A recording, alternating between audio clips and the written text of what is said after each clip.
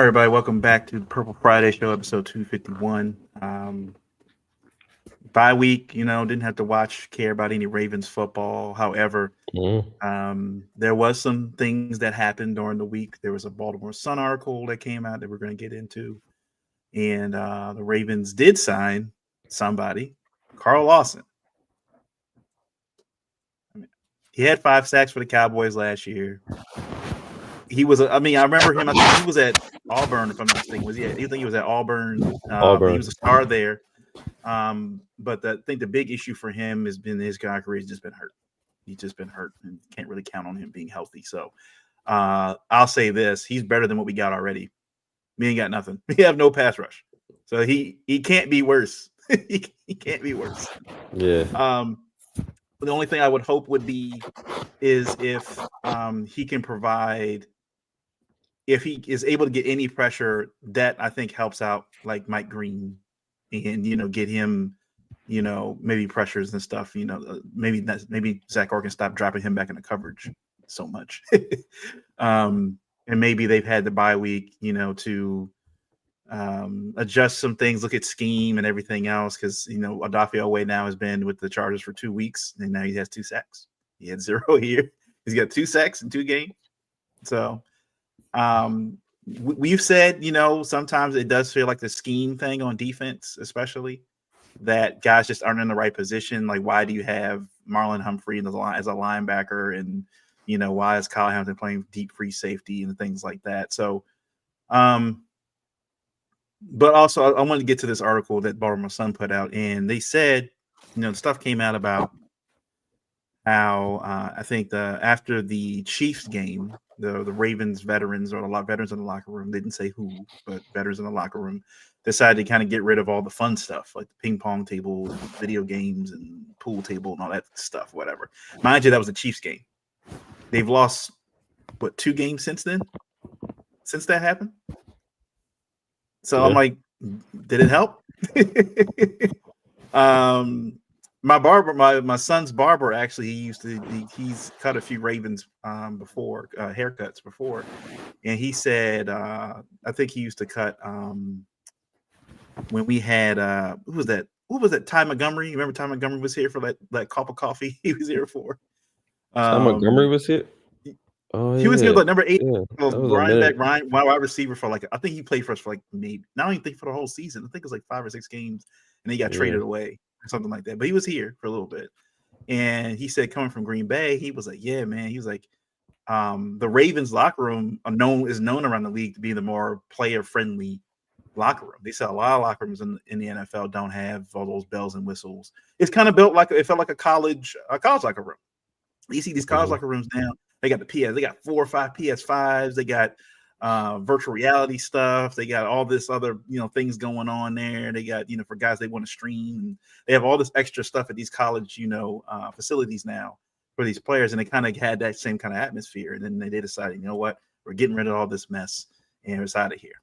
But another thing that came out of the article was very interesting was some of the players or people around the Ravens have said that they don't feel the fun anymore in the lot, like fun with the playing with the team, like the energy that they had in preseason or even the seasons before, like doesn't feel the same. Like, it doesn't feel like usually when teams go through slides like this, guys can rally and get better and come out of this stronger than they were before. But right now, the attitude in that locker room just feels. A lot of the guys I don't feel like they don't know each other. I don't feel like they hang out. Outside of that dinner they had after the Buffalo game, like it just feels disconnected. It just really does. I feel like there's a lot of cliques in that locker room. I feel like Lamar hangs out with Likely and hangs out with Zay and them. But other than that, I don't really feel like with Ray and Ed used to do when they used to have film room like at their houses like every week.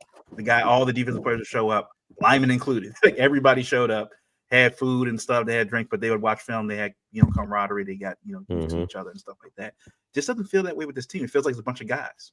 It feels like it's a bunch of guys on the field, and it shows because we're 8 weeks into this now. The fact that they're still having communication issues on the field, not knowing when they're supposed to be. Guys false starting, guys offsides, guys don't know the plays. that people when they talk about they want those old like movies like Remember the Titans and everything else like that when they would go off the camp and we're gonna spend time in the woods and we're gonna for a week we're gonna be like become a family. That stuff is important, even at a professional level when it comes to sports. The guys you have to be on the same accord with one another, and it does feel like they're all going home after the game. They got families, I get it, but they're not. I don't feel like they're not carving out time to actually like be on one accord. Like it makes you wonder, like, what do they practice in practice? Because we're looking at with some of these plays and stuff. Like these guys don't know what they're doing. It like I don't get it. So it's and then the other part of the article, I'll let you get to it too. It read very much like the players were more so it's on us on defense. The reason why things aren't working the way they're working is not Zach. But on the offensive side, they said, "Oh, we're not sticking the scheme. We're not doing this. We just got to stick the way where we play football." And Harbaugh, we've seen the last 2 games, has been at the podium calling out the offense, saying we're not doing what we're supposed to do on offense. This feels like if anybody goes, it's going to be Munkin. He's protecting Zach Orr and his guys. He's protecting them, and that's. I'm sad that it's happening this way, but it does feel like Harbaugh is trying to protect himself, and he's going to point the finger at Munkin, which is what he does. He's done this for 18 years. Yeah. So that story comes out in the midst of you getting ready for a bye for week 8 or week 9, whatever this is, against the Bears. It's not necessarily a good start to prepare for this one. Yeah, that is kind of interesting that you to point that out about the OC catching some of the blame. I mean, obviously the blame should be spread around the whole organization, but this kind of reminds me of the year where we actually had a struggling offense at the time. I can't remember whatever year it was where we fired our OC. No, our offense was struggling, and instead of firing our OC, we ended up firing Wink Martindale on the defensive side, which we had issues on the defense as well. But I think everyone was expecting an offensive change, and we ended up getting rid of our defensive coordinator, which was kind of weird. So this is kind of like feeling like kind of similar, even though yes, we've had issues on offense as well, but I think those are more so related to just coaching issues and lack of being able to block anyone. Outside of that, it's like we haven't been able to, run the ball. So it's kind of, and we haven't been able to keep Lamar with clean pockets and things like that. So it's like on the offensive side, our issues you can kind of clearly point to them. On the defensive side, it's like a whole mess. I mean, outside of not being able to sack the quarterback, there's a whole bunch of scheme issues. There's a whole bunch of just players out of position. A whole bunch of guys around that just seems like they just don't know what's going on, and all of that kind of ties back to coaching, because not every team in the NFL is going to have the best defensive line in the league. But if you have good enough coaching, you can at least be creative enough to scheme up pass rushes to at least creatively get to the quarterback. If you can't just out physical your opponent based on the personnel that we have out there on the field. So obviously, coaching gets the blame for that. Eric DeCosta gets the blame for that, for not having the personnel that we need out there to be prepared to go out on Sundays and impact play. So it's yes, blame goes around. I didn't read the Baltimore Sun article that we're speaking about, but I did see some of the highlights of the article and some of the commentary that's been surrounding it. I think it's absolutely ridiculous that they would go to the lengths of just start removing games and pinball and all that stuff, ping pong tables and all that stuff out of the locker room. I mean, these are grown men making millions of dollars. I mean, if you have to resort to that level, to me, it just sounds like it's just kind of a scapegoat to what the bigger issues have been. And you're not gonna hand down consequences to grown men the same way that you would do to a toddler or to children of a certain age. Like to me, that's just not the message that you want to send, and that's what it sounds like. Now, I did hear John Harbaugh's presser, and he was asked about that specifically, and he made it seem like he didn't really know what was going on. He made it seem like it wasn't a coach's call, and that maybe it was some leadership in the locker room that made that call, but he made it seem like he didn't know what was going on. So obviously, our organization, the Ravens organization, is one that likes to keep things in house, and they usually do a pretty good job of that. But when you're 1-5, people start talking, and there's been I've never heard of this amount of anonymous sources we've had come out in this organization and make reports and the amount of articles that's been coming out. But that's what 1-5 does to you. People that are not happy, and guys aren't happy, and you were discussing the morale in the locker room and with this team. That's what losing does. Um, we have not been very familiar with this feeling because I don't think we've ever started off this bad. But this is what comes with the territory of being 1-5. So the thing is that when you start off 1-5, you know, your leadership is what needs to shine through. The leaders on your team, the coaches on your team is what needs to shine through to dig us out of the hole that we're in. And unfortunately, I'm not sure if we're equipped to dig ourselves out of the hole that we're in. There's a lot that needs to happen to get this thing turned around. And it's not like obviously an overnight fix, but week to week, this is something that they're going to have to kind of hone in on at this point because every game has turned into a must win essentially. So we have entered the playoffs a lot sooner than any other team in the league has because at this point it's do or die, and I'm hoping we can figure something out. But based on what we're hearing, based on the news that's coming out in the locker room and here and there, it just doesn't sound like a group of guys um who are in the right mindset. I'm hoping that the bye week has done some good. I heard Kyle Hamilton talk this week. I heard all good things. It sounds like they're not listening to a lot of the noise and they're just kind of keeping their heads down and staying focused. Lamar Jackson is back. He hasn't been a full participant uh, today, so that's obviously phenomenal news. And it does sound like the practices have a lot more energy in them now that he's back. So, you know, as a Raven fan, I hate to say it, but we're kind of just sitting back hoping that Lamar can save the day for us again and just see how far that gets us because I don't have much faith in our coaches and the leadership in the organization at this point. But, you know, the little hope of glimmer glimmer of hope that we do have is that Lamar is back and we've seen him been able to go out there and win games in spite of everything else that we got going on in this uphill battle that we're climbing. But I'll take whatever we can get at this point, and hopefully we can go out there and turn the ship around, starting with Chicago. Yeah, the last time the Ravens were at this 1-5 was 2015. And they ended up finishing that season 5-11. So they're at the point, right? It's like we've seen this before, with in the Flacco years where the Ravens were 1-5, and I'm pretty sure had the same conversations. We can turn it around. It's fine. We didn't turn it around. Went 5-11 that year. It's very well could happen to this team because even though Lamar is back, that line is still trash. They still can't get a pass rush. The defense, while a little bit better in that Rams game, kind of got shielded by the fact that Matt Stafford was overthrowing some guys. Puka Nacua got hurt in the first quarter. Like that. And then the other thing is too, they've been, preaching about the rest of the schedule for the Ravens and how much easier it is. And like, that's all fine and good. But when they get to January, they're going to be playing the Chiefs, playing the Bills. And I'm like, if the Ravens go 10-7, say they finish out 10-7, right? It's the best case scenario. And they make the wild card or something. Or let's say they still at this point still have favor to win the division.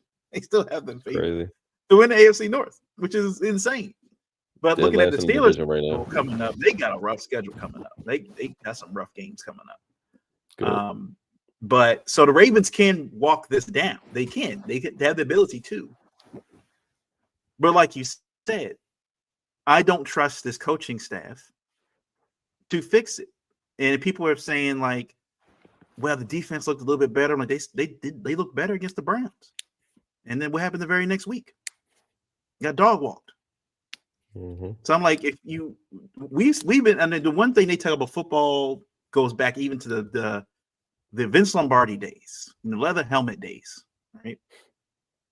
Football starts in the trenches. If you don't have a good O line or a good D line, nothing else really matters. I don't care what kind of quarterback you have. I don't care what kind of running back you have. You're not going to win any championships with that kind of formula. And right now with the Ravens, Nani Madubuike is out for the year. He could be career ending based on his injury. We haven't heard anything about him since he got designated for IR. So I'm praying that he can play some football later, but the longer this goes, the more likely he may not play football anymore. You're relying on Kyle Van Noy and the guy that just got here, Carl Lawson. I think he's practiced this week. They just signed him on Monday or Tuesday. So he's going to probably play, most likely. Roquan is back, but he's been a shell of himself this year.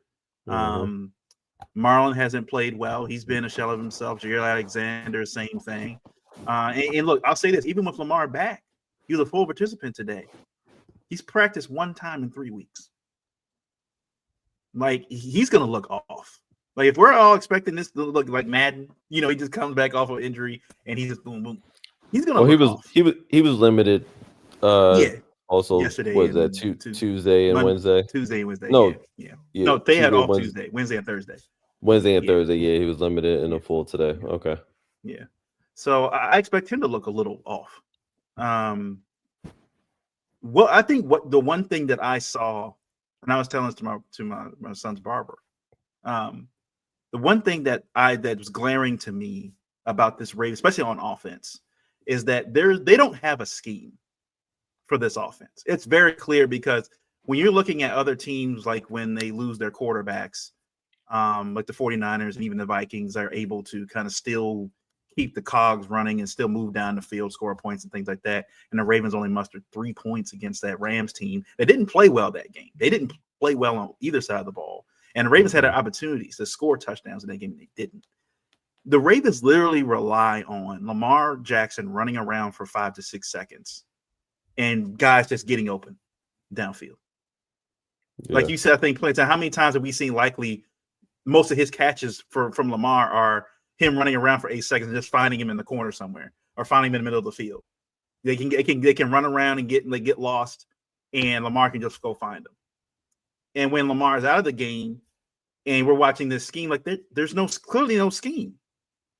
Like there's no, okay, we're going to run this. If he's in the game, we're going to run some drag routes. We're going to do some comebacks or, let's do some pick plays or stuff like that. Like we don't see it. And that we've been harping on that for years. Yeah. About how the Ravens offense looks so basic. It looks so basic compared to these other offenses. And I think, in the 2025, I think it's proven now to be successful in the NFL, you need an offensive-minded head coach. You just do. You need an offensive-minded. Offense runs everything right now with all the penalties and everything else that goes in there goes their way. You need a coach that can be able to draw stuff up and scheme stuff up regardless of who's on the field. Because why did they even sign Cooper Rush?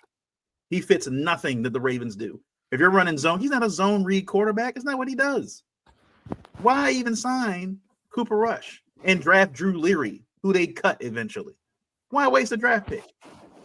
Yeah. So a lot of this honestly starts with the top 2 EDC. Mm-hmm. I'm tired of everybody in ESPN and Bleacher Report and everybody else giving them A+ for every draft that they do for the last 10 years. They've been giving them draft A+ for the last 10 years. What has it gotten us? One AFC Championship game to one. It's gotten us nothing. All these players that they harped on that they've been banking on. Trenton Simpson, while he may be playing out of position, again, coaching. That's a coaching issue. If you got guys, like I said, I will be, if he comes in this Bears game and they have him off the edge and he starts playing better and getting pressure and stuff like that, I'm like, we've had this man in this team for 3 years. And this is the first time y'all decided to do this. When I think either you or Travis mentioned that Nate Wiggins went to the coaches and said he wanted to follow Devontae Adams around. Why aren't the Yep. coaches? Why aren't they having these discussions? Like it's 8 weeks. There's 8 weeks of this, and it's like we expect. Look, everybody says with preseason, the first few weeks of the season are usually preseason. Honestly, like guys are still trying to figure things out. Most of these guys didn't play preseason games. It is what it is. But at this point in the season, you should kind of have an idea of what you are and what Right. you have talent wise on the field. And I think it's apparent to me that the Ravens coaches still don't know, or are just not capable of really understanding what they have on the field. Yep. Yeah, I said it. I said it the last pod. I said, these coaches aren't good at using the talents to their advantage. I mean, they have the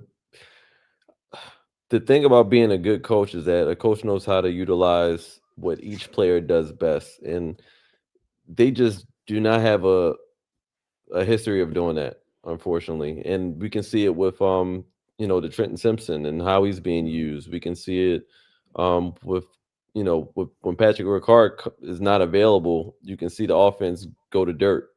And as far as when it comes to run blocking, like it's just like one player shouldn't impact that much of a football Yeah, game to the point where they're not there, everything just goes to hell.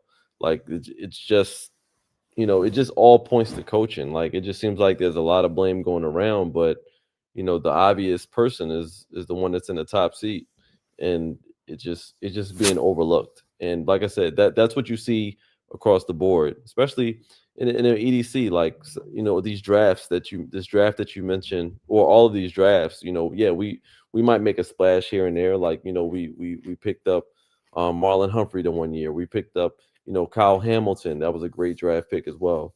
But if you think about it, like when we're talking about edge rushers and receivers and things like that, they've been mostly misses outside of, Zay Flowers obviously came along at towards the end, but mm-hmm. they've been missing. And a lot of the value in the draft, I'm talking like rounds like 2 through 4, like we're not getting a lot of value back for that when we see other teams who are getting like top value for that. Puka Nacua, I think, was like Is there a was he a fifth rounder? third, fourth, fifth? I don't even know what round. I know it wasn't the first or Yeah, he was second. late. Like that's what I'm saying. Like these are the guys that like we have not been hitting that in our drafts. And it's just not. It just Yeah, he was hasn't a been fifth it. round draft pick. He was fifth Yeah, round. fifth round draft pick, one of the top Star receivers in wide the league. receiver. When Yeah, when that guy's healthy, I mean if they let him, he catch 20 balls a game. yeah, If they let yeah. him, like if they needed to, they would. And unfortunately, we just don't have that skill drafting. So yeah, I think a lot of this falls on EDC, but I think the rest of it falls on our coaches, man. Just not having our guys ready. Right. The if you said before the season started, we looked at the roster so many times, and we saw that it was a Super Bowl winning roster just by reading it. There's no way this team should be 1-5. And I Mm. feel like if our coaches were even like middle of the pack, we'd be at least We have a winning we'll be at record. Be least like, 500. yeah, like at like at, least at three and least. three. And to me, 1-5 is just inexcusable still. And like I said, we're mid-season. Not obviously the bye week has come and gone. Um, no real changes were made outside of the one Nothing. Yeah, free agent addition. They right. signed a free agent off the street in week 8 or 9, whatever week this is. Yeah, Like, what value are they really hoping to get? Obviously, Carl Lawson is probably the top free agent available, as an edge rusher. But come on, like, yeah, he's not gonna be no worse than what we already got. And that's assuming we can keep him on the field. We don't yeah. even know if we You keep want him to on get the hurt? field I yet. mean, I mean, this guy had yeah, a torn Achilles, I think, at some yeah, point. Like, yeah. yeah, the list of back injuries, torn Achilles, like all the injuries that you don't want as an edge rusher. But we'll see. I mean, he's been chilling, so we'll see what happens. But yeah, I'm not very confident um in any of it. I'm just hopeful because Lamar's back, and anytime Lamar's on the field, we got a chance. And that's just kind of what I'm riding on. And then maybe things can turn around for the better. Uh, but also, I also would like the leaders of the chat to kind of speak up as well. When things aren't going well, especially with coaches, guys are going to have to start getting in their face. Like, Yeah, we're not doing this. Like this yeah. has gotten us to 1-5. Like at some point, some leaders in that locker room is going to have to say something, whether it's Roquan, um, whether it's Lamar, something's got to happen. We just can't keep allowing the same thing to happen because like I said, one in five. Yeah, but I think also, I think that's been coached out of the team. Like when we saw that with Ray Lewis, and then we constantly saw Ray, Ed, players on the offense like Saragusa, linemen. We saw them like if something was going wrong, huddle their unit together and hey, we're gonna talk. We're gonna do this. We're gonna constantly saw videos of Ray Lewis like in the huddle, like talking to the linebackers or talking Ed Reed talking to the DBs and stuff. Mm-hmm. You don't see that, I think, with the Ravens. You see Lamar goes over there and sits down, did like Flacco did. You know, we constantly got on Flacco for not being expressive at all. Not being Like he vocal. just sit Yeah. there, not being Joe, Yep. just Joe Cool, not being vocal at all. But I think that's this team. Like Yeah. I think that you see them sit down, they sulk, and they just kind of like no one says anything. Yeah. They talk about accountability and guys, the guys not showing up for these interviews at the end of games, not taking accountability. Yeah, it feels like, and the other things, I don't see Harbaugh doing it. I don't see the coordinators doing it. Like you usually would see, like coordinators were getting into it like with their coach. I mean, with their quarterback or the wide receiver or something like, hey, you were in the wrong spot. Like they would like get like almost a fisticuff sometimes. But I don't think you see that with the Ravens. I feel like it's one of those, you are personally accountable for yourself. That's it. You're not accountable to anybody in the locker room. You're not accountable to me, accountable to Steve Bisciotti. Everybody's accountable for themselves. But I think in a team, like you said, in the team environment, you still need a couple of those guys to just rein everybody in. You need to. Like I remember Ray Lewis, that one clip, Ray Lewis was like, there's no time for my fault. I remember that clip. It's like, there's no time for that, my bad. Next play up, do your job. Like we all make mistakes. I don't want to hear that crap. My fault, my bad. I don't want to hear that. Next play up, do your job. Yep. Like, and now, but everybody understood there was accountability, at least among the players. That was the difference. But I think when you don't have any accountability right now within the locker room, and that's what it appears to be, no one's really gonna step up. I feel like everybody's walking on pins and needles.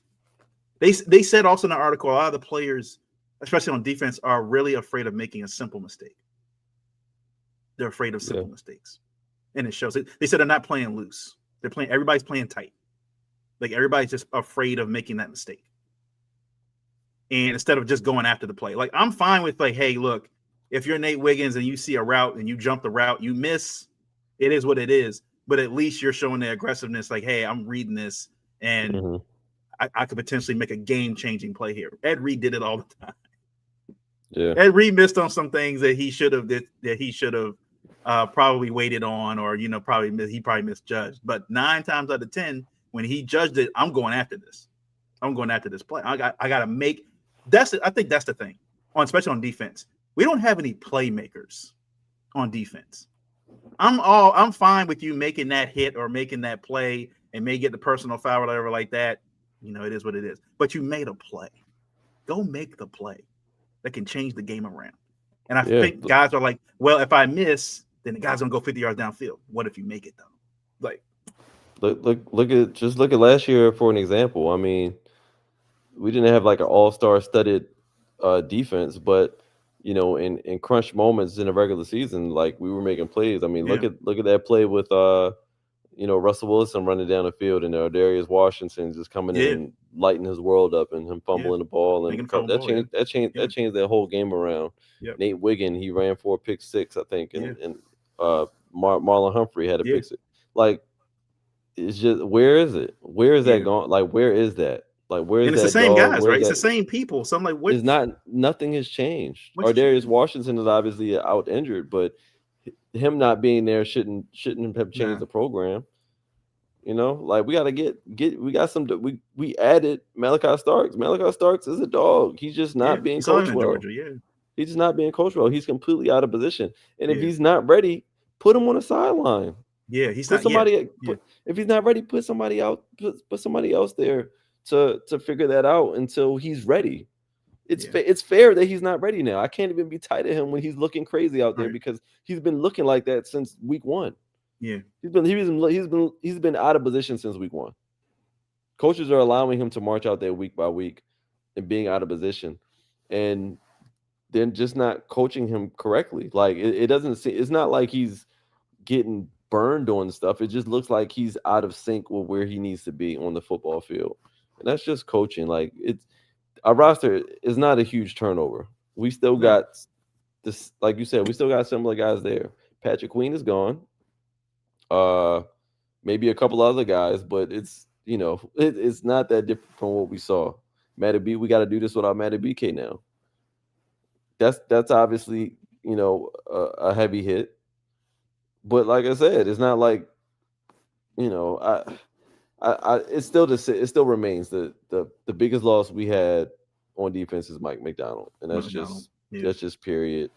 And the fact that the bye week, like I said, is come and gone, and we're left with Nothing's we're happened. still looking in the same mirror at this point. Yeah. Yeah, it just kind of speaks volumes. Unless they figure something out that we just don't know about yet until Sunday, we're just going to have to kind of wait and find out. But yeah, it's I'm just interested to see at the end of this season, like you said, because it's still, for the most part, 85% of that defense is still there. And like, what else is Zach Orr was still the defensive coordinator when they turned it around last year. Like, what? Something's off. Something's clearly off, and we probably won't find out at the end of the season, like what really was going on in that locker room and all that other stuff. But I know one thing. I know pause before or already, pause after. They better get Lamar extended. Pause yeah, because that needs to happen because he because could be because next year the amount of money he's due next year, we're not gonna be able to like make 45 million. He's like any moves. I don't know. It's $45 million. something. Some It's something. ridiculous amount. It's something we can't afford. I know we can't Yeah, afford. So yeah, they're gonna have to restructure him and probably a couple other guys to make any moves. So yeah, like I said, this 1-5 is not just yeah, we're 1-5. We suck this year. No, we're gonna be strapped for cash, and we got a lot of guys that are gonna be owed some dollars pretty soon. So it's this 1-5 hurts a little bit more than what it probably would in other circumstances because guys are gonna be in a move. 70 mil. Lamar is owed $74 million. $74 million next season. And we're 1-5 right now. So if they didn't do anything on a bye week, they should have been doing that. Shouldn't have contract negotiations strictly with Lamar because that is wild. $74 million. Yeah, 74 mil. It's a new That's day. almost 25% of the cap, a quarter of the cap taken over by one player. Yep. They should, and the roster as it stands is 1-5. For another, I think this was brought up last year, the year before. Somebody's mentioned have a totally different cap just for quarterbacks. They should be capped at us, like they should be like what if they can get paid whatever they want, but it should only count a certain percent against the cap. They're like, it should be capped like that. It can get paid $80 million a year, but it only counts for like 15% of the cap, or something like that. They're gonna have to these numbers are getting wild. These numbers are crazy. Well, they got to do something. I mean, you got the quarterback value going up every single season. You got inflation going up, a couple percent every year. Like it's especially for Lamar. Lamar's every week. The Ravens look like this. Lamar's value just keeps going up. It just keeps going up. Mm-hmm. Lamar's sitting back like, I'll be wearing my chains too. He's like whatever. Mm-hmm. Y'all trash without me. I got nothing. Yep. Yeah, those Josh Allen fanatics and that MVP talk. I don't want to hear it. I just don't want to hear it. Because I doubt that team's going 1-5 if he sits down. Yeah. Is this obviously 1-5. Is this game do or die? You're coming out of a bye week, going against the Chicago Bears, team you should be able to beat. However, Ben Johnson and that offense, the offense is definitely concerns me. The defense, on the other hand, the Bears' defense isn't that good, so it could be a back and forth type game, whatever. If they lose this game, is it mail it in time, or do they think you still have a chance for the Dolphins game on that next Thursday night and to fix it? But is this game like you got to win this? You got to get a win when the streak started here. In my personal opinion, if they lose this game, we're done. It's time to mail it in. It's time to start preparing for next year. It's clean house. Whatever we got to do, it's a wrap. Because if you think about it, we lost the Rams game, the game before the bye week. You come off of the bye week and you lose the game immediately following the bye week. Your locker room was basically kind of lost already.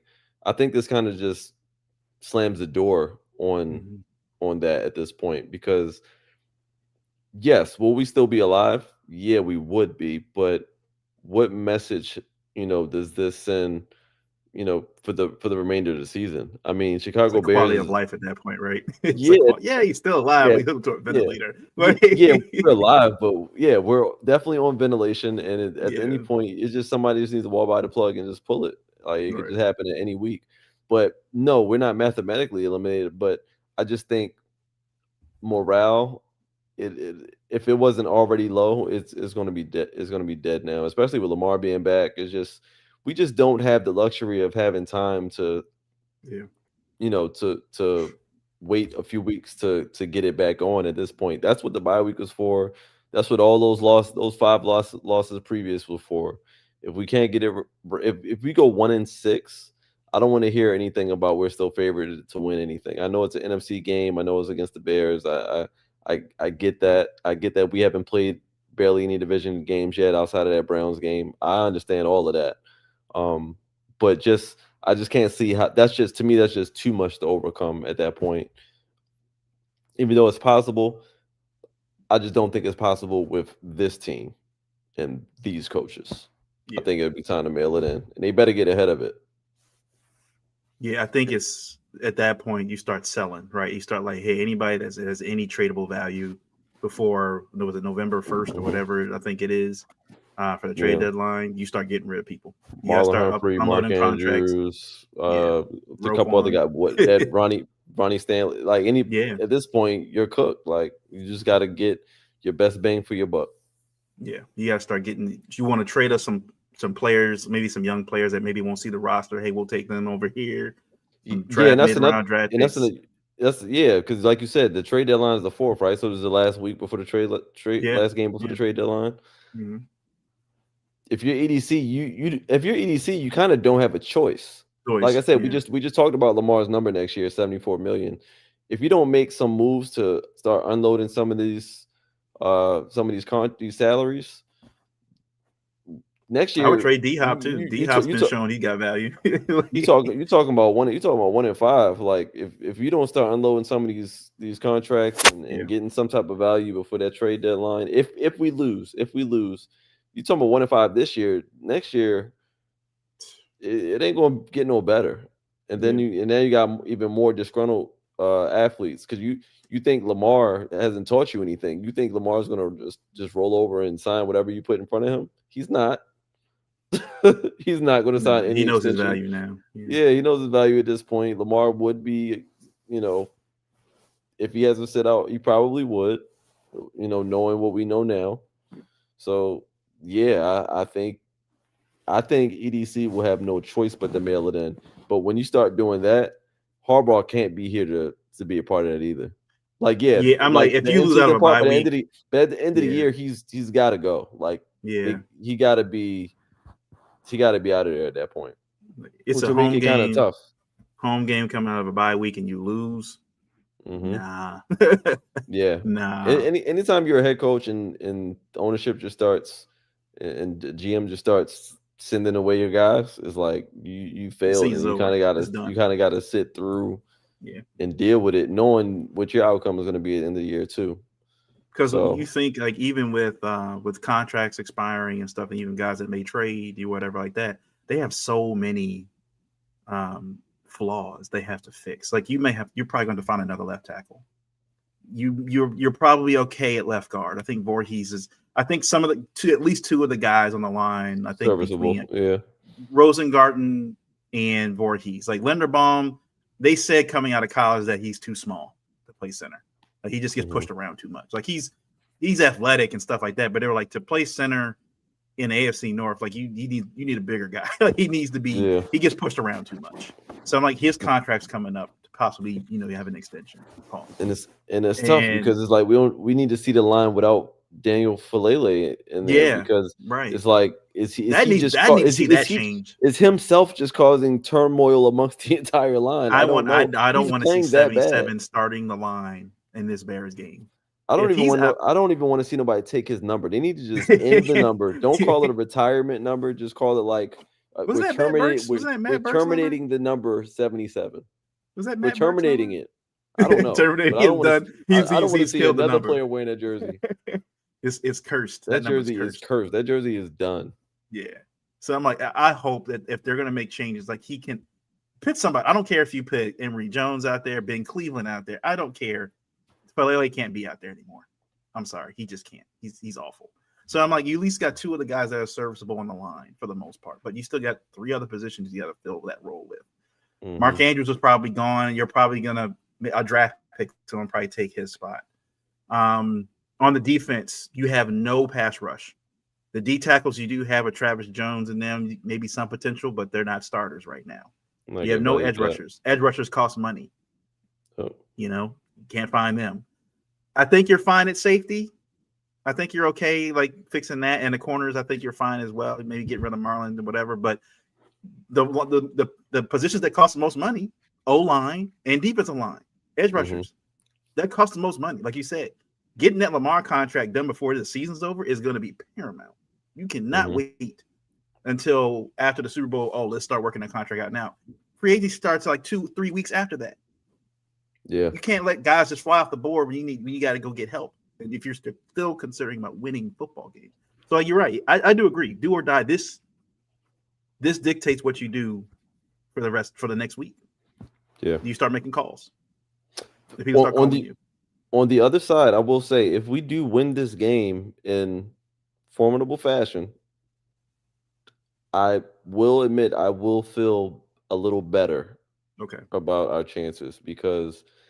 Yes, 2-6 is still 2-6. I mean, 2-5 is 2-5. It's not that far off of 1-5, but it still looks a lot better. And I just feel like winning that Chicago game, going into Miami on a primetime game, I think that could kind of snap us back to where we need to be, depending on how these next couple of weeks go. So it's literally burn the house down, or we still got a chance. So you're telling me there's a chance. Yeah. So yeah, you're right. It's so you have to wonder going into this game, like if you're a player, right, going into this game, what's the vibes like going in? Are you really thinking about the 1-5 or the bye week? Like, hey guys, for us, it's a new season. We're starting 0-0. I think we got to win the next 10 games. Yeah, we got 10 games. We got to win the next 10 games. I think you have to think of it as 0-0 because, and they are coming off a bye. I don't doubt that the guys are going to go into the game in a positive mindset. I don't doubt that. I just think the bye week in the NFL is usually good for that. Guys are gone. They're on vacation. They come back. They're refreshed. Like it is truly a new day. Now, what happens? We don't know what's going to happen yet, but I do think they're going to go into it with the right mindset at least. Harbaugh, I'm just saying his time is up with us, but I still think he's a decent enough coach to at least be able to have the guys at least in the right mindset walking onto the field. We all know once the game starts, Harbaugh is pretty much useless to me. Right. But as far as the players being in the right mindset, I think everyone is going into it for their own livelihoods. I mean, the guys are still, they still have to fight for what they're fighting for, which is, they still have to maintain some type of value. You never know what's coming down the pike next. And, I think they want to win. I just think that they needed a subtle reminder that the ship is sinking and that if they don't win this game, however they felt and that after that Rams game is going to be 3 times worse after a loss. So I do think the guys are going in with the right mindset. You have to go into it thinking that, it's 0-0, Mhm. it's a new season. Because if you go into it, feeling like a loser, you're gonna lose. Like it just is what it is. So 0-0, Before we new get to the day. preview, do you think if the Ravens go on this remarkable run, win the division, get to the playoffs, regardless of what happens in January, does Lamar win MVP with this? Because all that story behind all this, 1-5. Lamar does the I improbable. I think I think Lamar would have to win the MVP Yeah, because the season where last season when they gave it to Josh Allen, which obviously was voter fatigue in my opinion as well.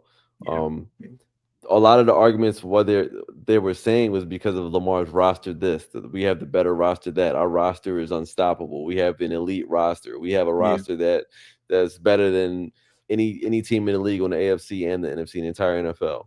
So that argument is obviously dead because the proof is already in the pudding. We've seen it on tape what our team looks like without Lamar Jackson, and to the point where our defense even looks horrible when Lamar Jackson's not there. Just another So, play, right?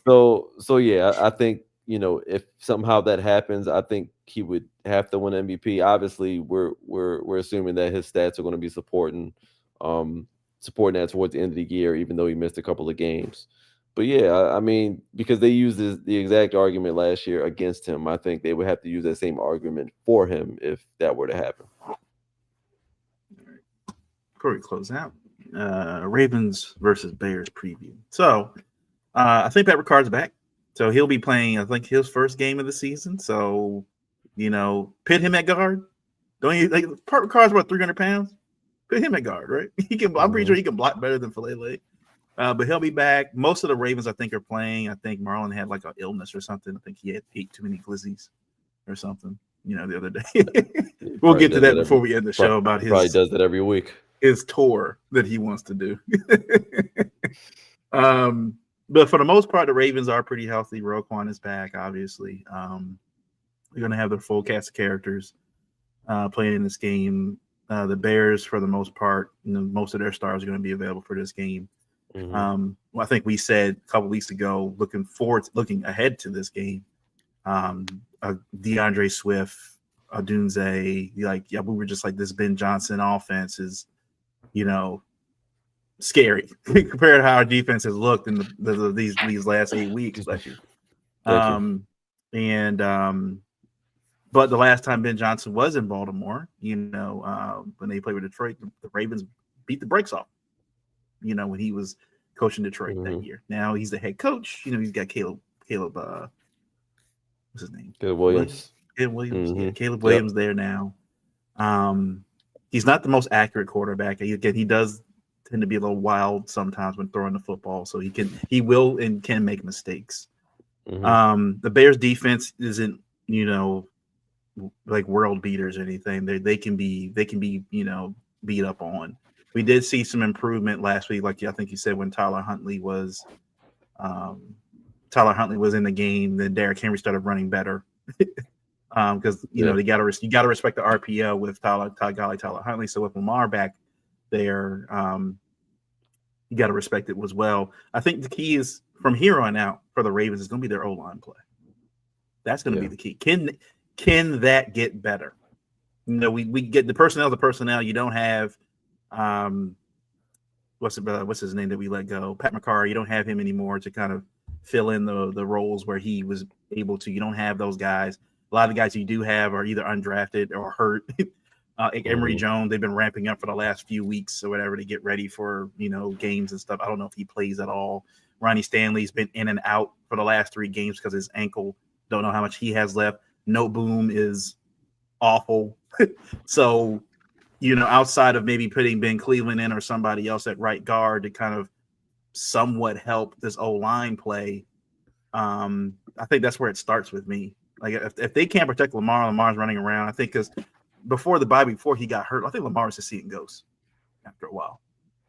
Like he was just anticipating getting the ball and having to run left or right. Like it's just he's like I have no time to sit here and throw the Hmm. football. Other point is too what we said is how long these plays are taking to develop for the offense. if this line is going to play like this for the rest of the season. It happens. But good coaching will say, hey, look, our line is trash. It's not that good. But one thing we can do is get the ball out quickly. Let's get the ball out quickly. Let's get the ball to Zay. Let's get the ball to Justice Hill or something. Use Henry on a swing pass or something. Let's do something. Get our guys in space. Let them get upfield. Let's get the ball out of Lamar's hands in under 3 seconds. That's the simple thing to do. Stop running the deep stuff. That's not going to happen with this line. It's just not. We're not getting these 50-yard bombs downfield. Maybe occasionally if they have a good play where they block and something's open downfield, but I feel like Lamar can't be looking at that stuff. They got to start putting some stuff within 5 to 7 yards where he can just get the ball to get Bateman more involved. Getting Likely and Andrews involved together. They got to be able to start using both of their tight ends in the middle of the field for this offense. I need to see some scheme, something. I don't want to see just Lamar holding the ball and waiting for something, the Red Sea to part and he has like 20 yards of green in front of him and goes to run. I want to see some scheme where they're getting the ball downfield and not looking for chunk plays every time they have the ball. Like it feels like the Ravens are trying to get a first down every time they throw the football. I'm like, you can 5 yards, 7 yards. That stuff adds up. We can do addition. Getting a 5. If you're averaging 5 to 6 yards a play, you're averaging a first down every 2 plays. Simple math. I'm tired of. I think the Ravens are trying to get 20-yard, 30-yard plays. It feels like every single play. We got to stop doing that. They got to get into like the defense needs to get in the rhythm with tackling, rushing the passer, and all that stuff. I think the offense has got to start getting in the rhythm. Lamar hasn't practiced. This is the first time he's practiced in 3 weeks. Those first few series they have, I needed to see Lamar just getting the ball out of his hands. Those first 12 or whatever passes that he throws, quick completions, get it out of let Bateman, let Zay, let those guys, let the athleticism of these guys show on the field. You don't have to have Lamar just throwing the football 40 yards downfield. Let them be athletic. Let these guys go get the plays. So I think for me, that's where it starts on offense. Now on defense, I mean, I honestly think it's for me on defense. It's just having the guys where they need to be. Just have the right guys in the right spots, right? You said it before with the coaching. It feels like these guys, you have the wrong players for the positions they're playing. It's like if you're going to have a rusher, like have him rush. If you're going to have Kyle Hamilton play in the box, have him play in the box.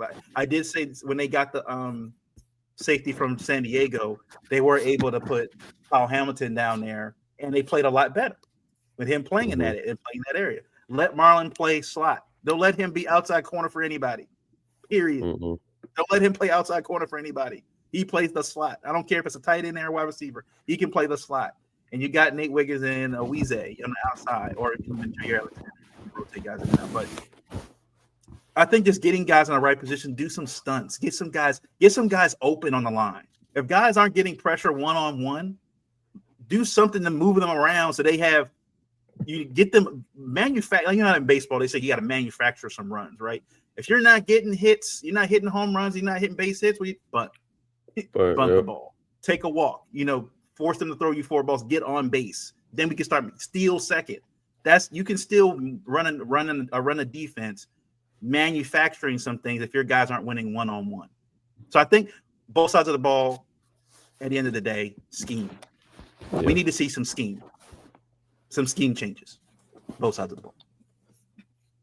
Yeah, I agree with a lot of that. I'll just throw in as well. Obviously, we want to run the ball a lot better than we've been running the ball.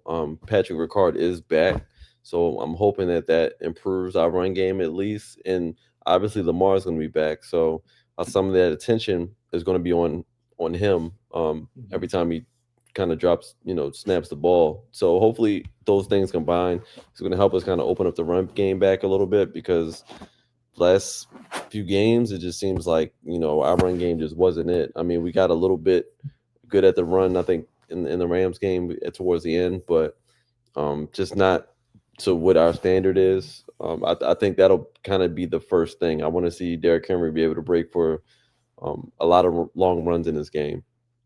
As far as offensively, you kind of said it all. I think we just got to see our offensive line block and keep kind of Lamar clean. I don't want to see Lamar taking 7-step drops and just just holding the ball back there, Yeah. because we just don't have the time to do that, unfortunately, with the line that we have. And, like you said, getting the ball out quick and being able to successfully run the ball and build some nice play action off of that. I think that's key to this game. I don't really have any tips or anything for the receivers. I mean, they just got to get open. A lot of times it seems like also Lamar's been dropping back and he's just not finding the guys. So he's just Hmm. kind of running around and trying to make something happen. But, you know, Jay started off having a great season. I mean, Yeah. he was had several games already where he's over 100 yards in the Yards. score. Yep. So want to get back to that, man. I mean, obviously, I want the run game to be primary, but I want our receivers to be engaged. Our last showing with that we saw from Bateman, it wasn't a good one. We saw Bateman stop running on a Hmm. route. I don't know if it was confusion or whatever the case may be, but guys got to get it together on offense. But outside of that, I think we kind of know what we need to do on offense. It's up to Monken to kind of get creative and kind of throw some. Hopefully, film has showed them something. Where we can attack Chicago at and where their vulnerable spots are. But you know, Lamar being back, I don't have too many keys for them. We kind of know what we need to do on that end. Defensively, my main concern is going to be Caleb Williams getting out of the pocket Hmm. Yeah. and DeAndre Swift. I think Yeah. Swift is a phenomenal running back. He can catch the ball out of the backfield. There's been time and time again with this defense where they just don't respect the running back catching the football. I've seen them just wide open on flats and guys are already 30, 40 yards down the field and there's no one to Hmm. touch the running back out of the backfield. So I want to hopefully they can run some defensive coverages where we're kind of taking that away, taking away the dump off pass and forcing Caleb Williams to make plays down the field because I think that's where he's going to make most of his mistakes. And getting pressure on Caleb Williams, it might be a dud, but if you can at least contain him in that pocket and not let him run and scramble, because that's kind of where he excels. He does have a knack for extending plays down the field. So I think it's just a matter of being able to limit um, them from doing that. I think we'll have a nice shot at it because Caleb Williams, like you said, he will make a mistake if you force him to make too many plays specifically down the field. But if we can keep him from running around, running crazy, then I think that'll be a good thing as well. I'm just hoping we got the guys on our side of the defense that can kind of limit that and stop him from getting away. We might have to put a QB spy on him um, as well. And I see Corey says Swift hasn't been practicing with the groin. Sounds like he's going to be out then if he hasn't been practiced. What's today, Friday, Yeah. right? Yeah. It's in So, practice. so if Swift is not out there, then That's a you know, big change. Yeah. even better, even better. One of our keys to the game will be if already accomplished if he does not play. But yeah, defense. I mean, maybe they can build off of what happened in the Rams game. They didn't look the greatest, but I mean, Yeah. giving up 17 points to that Rams offense. Granted, Puka Nakua was kind of sidelined for most of it. But we'll take it. I'd rather you build off of that than what we saw previously. And yeah, just don't let Caleb Williams run outside the pocket, kind of keep him contained.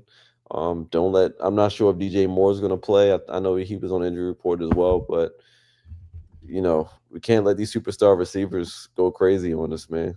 But his success is going to be dependent on how well Caleb plays. So ideally, we want to keep him uncomfortable in the pocket. So we'll see what happens. I think this is a very winnable game for the Baltimore Ravens. It's an opportunity to right the ship, and if we lose, then less stress on me for the rest of the season. Less stress on us. I mean, obviously, we all want them to win this game, but um, hopefully, they can follow those keys to do it to get it done. Run the ball. Offensive line got to block and protect Lamar. We don't want to see him getting injured in this game. Hopefully he doesn't have to do too much running, but we all know that's kind of what opens up our running game is when the threat of Lamar being able to run the ball. That's when Derrick Henry and Justice Hill and all those guys. That's when they usually get going. So um, yeah, they just got to get back to them, and hopefully Monken can throw a few wrinkles in there as well. But we'll see. Now I was just reading. They were saying Caleb Williams is actually one of the better quarterbacks against the blitz. So, Yeah, but what's the most important thing for the Ravens to do is keep him in the pocket. Like you said, don't let him get outside. exactly Don't let what I him start said. making Yep. plays on the move. That's what he did at That's USC. that's when he's best. Yeah. That's where he's best. And So spying, like you said, spying him and just keeping him in that area. Yeah. mhm. When Caleb can do that for 4 quarters, that's when they're winning. That's when they're able to Yeah. win these games. Like Yeah. when you keep him kind of contained, or if he's continuing to scramble and he's trying to make plays and you're forcing him into mistakes, then that's when it gets a little dicey for him. But the games where he's able to do that for a full football game, yeah, it's crazy.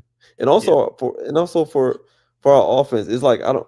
It's hard to kind of put too many keys on because it's like before all of this, when Lamar was hit, we were putting up 30 something points a 30, week. 30, 40 points. Yeah. I mean, they So put it's up hard 40 to points on the Bears. right. The Bills. So it's hard to be like overcritical because it's Yeah. like we know what the offense has been capable of. It's just a matter of executing the stuff that we usually execute Yeah. without a hitch. Yeah. So hopefully Lamar coming back is the only key to the game that we need. But Yeah. we'll see how that return comes, knowing that he's only had a couple of practices up Yeah. to this point. I will say that I think the defenses they've played recently have been doing the same thing with keeping that spy linebacker in to keep Lamar inside the pocket as well. So teams have adjusted to how the Ravens at least playing offense. So there definitely does need to be some adjustment. Maybe, but like you said, I think what we saw, the reason why the offense was so dynamic last year was when you got Bateman involved and he became a one receiver. What happened to? I think Tez Walker has been hurt. I think he was hurt last game. But we saw Mhm. him involved, I think, in week 1, week 2, and then he hasn't really been involved much since. They have, like you said, based on the roster, based on what you're looking at on paper, there's no reason this team should be 1-5. Like the Lamar should have 8 different targets every week Yeah, throwing the football. He should 8 different targets he's throwing to every week. But now it's gotten to the point where he's not even throwing to Mark Andrews anymore. We've barely seen Likely get the likely, yeah. ball. Zay's the only one he's giving the ball to, and then occasionally Hopkins will get that one deep pass in the end zone or something, a game. But he's not spreading the ball around like he did last year. Again, same coordinators. What's changed? So that's Mhm. what I think. That's what irritates me the most about this team. When you're looking at, I can understand if you change coordinators on both sides and things are Right. looking this way. I can understand that, but the majority of the players are the same from last Mhm. season. Same thing with defense, but yet they look out of sorts. I don't Yeah. understand. I don't get it. We'll see. So before we get out of here, what's the score? What we scoring? Um, I think the Ravens are gonna squeak out a win. They're They, 6-point they favorites. I think. they're gonna drag this on, man. They're gonna just drag us all the way along. Like like I said, remember I said if they lose, like it's over. Just mail it in. Yeah, They're gonna win because they want to they're gonna drag win this on. They're gonna win. They're gonna drag this sinking ship all the through way to the Christmas. end Yeah. and find a way to do this in dramatic, heartbreaking fashion. I hope not, but I just got a feeling. But yeah, I got the Ravens winning this game. I'll say I know we've been, when Lamar's there, I know we've been averaging 30 something points. I think it's going to be a little bit lower this week. I mean, Yeah. it is Lamar's first game back after being out several weeks. I think the score is going to be about, I want to say 24. I'll say 24-20. I think it's going to be a close game. But I Okay. think we're gonna squeak out with the win. 24-20. All right. I'll say think the Baltimore. Ravens think the Ravens win 28-23. Okay. 28-23. 5-point game. Yeah. I I just the hope, six man. points, 6 points at home with how the Ravens have played. I'm just Is that like, the line? Is that the line right now? that's Minus the line six right now is six with points Baltimore? 6 points. at home. It's just And with how we've been playing, that seems like a seems lot. it's all right. They're putting it all on Lamar's back. That's why Yeah, it's they're putting it I all on mean Lamar's back because literally nothing has changed. Nothing has changed. We had a Carl Lawson. That's no, it, and that's not changing the because we line. have Lamar. Like that's the reason why I think Literally the because of Lamar. Ravens are still favored to win the division because of Lamar Hmm. Jackson. He's the best quarter. I mean, do you think with Joe Burrow out, he's the best quarterback in the division? Yeah.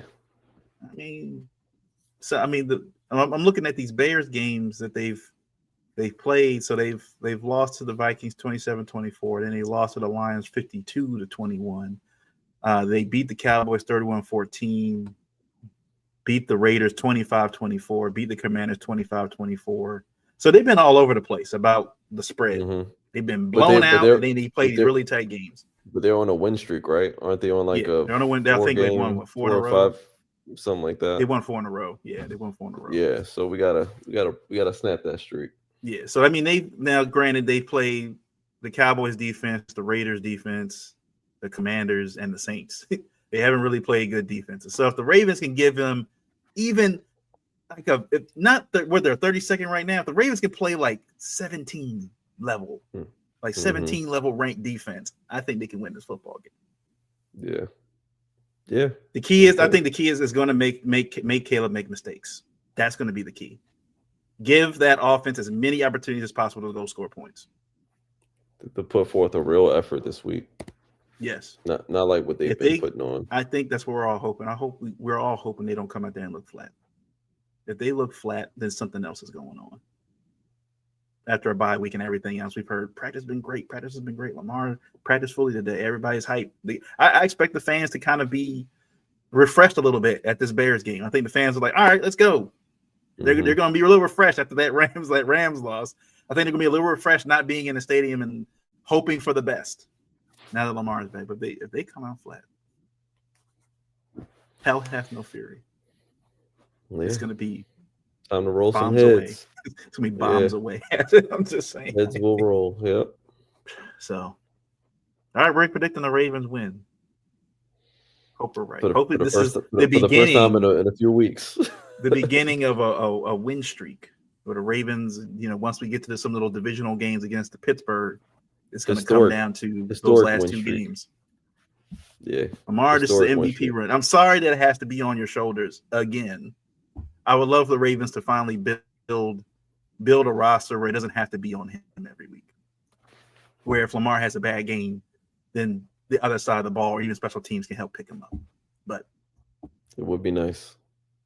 It would be nice. Not happening this year, though. So, Lamar, you got 74 million reasons to go out there and play. Because if you do what we expect you to for hopefully the next 10 weeks, you could be getting more money. Add another 30 to it.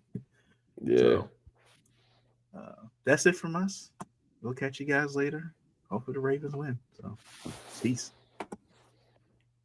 Peace.